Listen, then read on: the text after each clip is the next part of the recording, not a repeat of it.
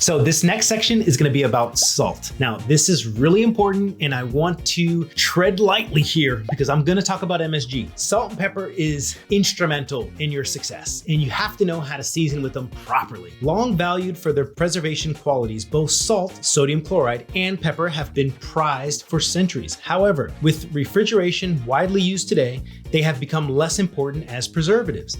Available in many forms, salt is a precious mineral that can be obtained from two different sources and processes. It is either mined or evaporated from seawater. Free of shelf life concerns, salt is the best stored in a dry place in humid weather. Salt may cake together. To prevent this, mix a few grains of rice with the salt. Peppercorns are berries grown on trees in the tropical regions around the world. The type and flavor of peppercorn depends on where it is harvested. Whole peppercorns will retain their flavor almost indefinitely, but must be crushed or ground for the flavor to be released. And I would argue also toasted. Okay, so let's talk about salt. Curing salt. I use a lot in cooking. I think curing salt is very important for curing meats, also keeping meats really pink, okay? So curing salt is 93.7% of table salt, then 6.25% of sodium nitrate. Sometimes it is dyed pink to differentiate from other salts. Its common uses are for curing meats and fish. Charcuterie is top-notch. Kosher salt, flaky, coarse grains, iodine-free, developed for preparation of kosher meats, preferred over table salt by many. Multi-purpose flavor enhancer, cooking, canning, and pickling. Iodized salt, table salt fortified with iodine, a nutrient supplement to regulate thyroid. Can impart bitter taste, may react with certain foods. Is also a multi-purpose flavor enhancer in baked goods. Monosodium glutamate, food additive derived from glutamic acid, intensifies the flavor of savory foods. Used in many processed foods. Now, I made a video on MSG linked here. Go check it out. You make the decision on whether you want to use MSG. I use MSG quite a bit if I'm trying to bring out the savoriness in a dish. I think it's really important. I don't use it as a crutch. Just keep that in mind. It's not going to kill you. You need to know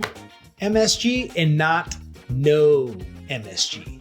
All right. Next, pickling canning salt. Similar to table salt, contains no additives, will clump up when exposed to moisture. Provides pure taste and clean pickling for canning liquid. Rock salt, very coarse grains, inexpensive. Rock salt is also used to crank ice cream machines. Provides bed for shellfish. Salt substitutes, light salt. Some or all sodium chloride is replaced with potassium chloride. Sodium restricted cooking, substitutes for table salt as a flavor enhancer. I think salt substitute is absolutely pointless. Don't waste your time, just use less salt or no salt. Sea and bay salt, thin flaky layers produced from evaporated seawater. Contains trace minerals, intense flavor, fine grain, and large crystals available. Sea salt, flavor and texture enhancer, do not use for pickling, canning, or baking. Seasoned salt, table salt combined with other flavor additives. Table salt, sodium chloride, two varieties, iodine fortified and non-fortified. Contains added calcium silicate for anti-caking and dextrose for stability. Peppercorns, we're gonna go over this real quick, but there's a couple different types of peppercorns. So black peppercorn, green peppercorn, pink peppercorns, Szechuan peppercorns, and white peppercorns. What's really important is you just need to know the difference between the two. In the restaurant, I usually have a 3 peppercorn mix, which I prefer. It's green peppercorn, pink peppercorn, and black peppercorn. I prefer the TELLICHERRY peppercorn. I think it has the best flavor and aroma. You can be the judge of that. And at my house and also in the restaurant, I like to use pepper mills. I think these are the best. I mean, think about it. If you're on a station, a pepper mill is the way to go.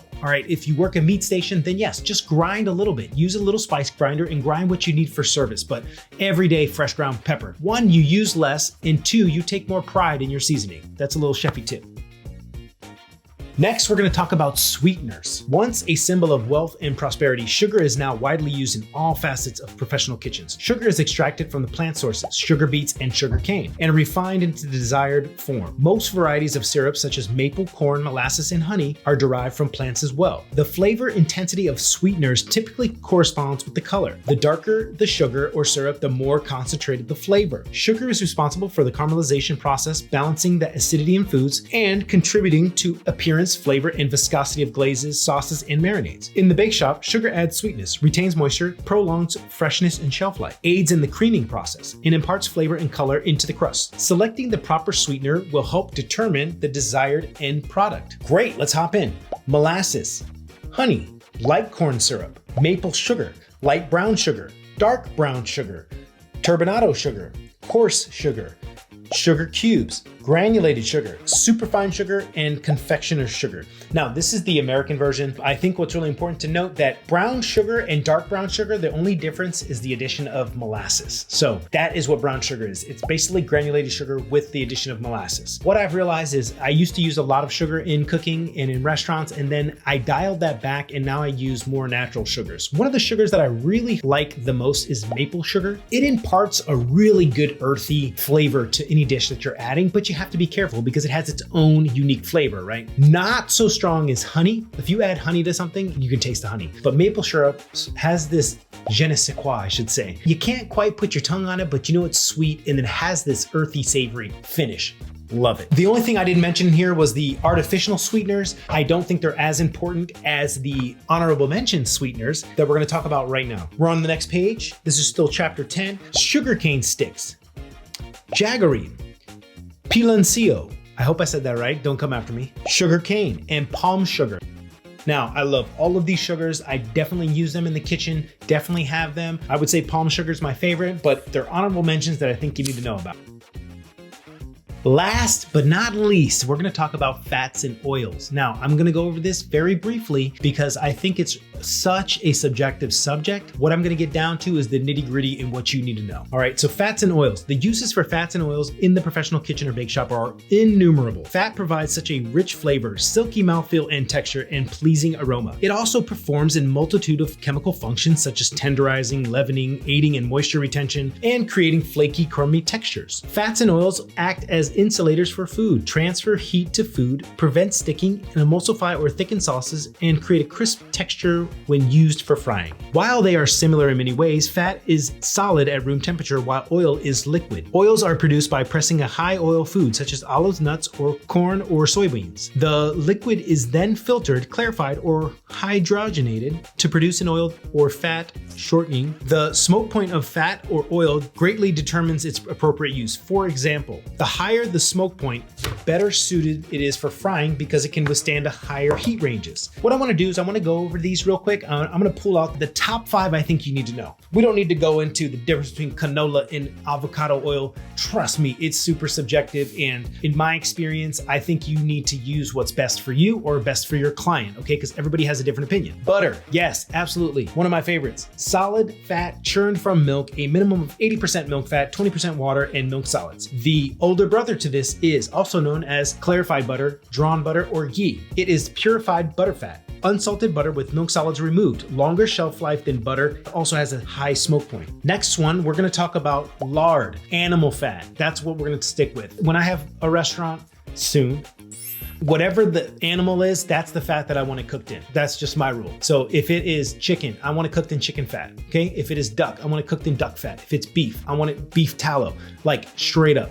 This is what I ride by. Lard, rendered pork fat, mild flavor and processed. High in saturated fat, moderate smoke point. Here we go, let's hop into oils. Coconut oil, heavy, extracted from dried coconut meat, nearly colorless, neutral flavor when deodorized. High in saturated fat, high smoke point. So listen, coconut oil is a great oil to cook with, but what I recommend is getting it refined. Refined will remove that aroma unless you want it. Listen, you can't have eggs cooked smelling like coconut unless you want that. If you get refined coconut oil, then you won't have too much of a smell, or you can get deodorized coconut oil just as good. And that's what I like to primarily use if I'm using, like, if I'm cooking any type of pastry or somebody that has allergic to dairy, or if it's vegan, this is a great substitute. Olive oil. So olive oil is obviously the top dog, right? We all love olive oil. You know, to cook with extra virgin olive oil is rough, right? Because it has a low smoke point, but I'll be honest, I've had so many people say, I want this cooked in olive oil only. And you know what? I don't fight them. I really don't. So if you're cooking, like if you're sauteing vegetables, or if you're,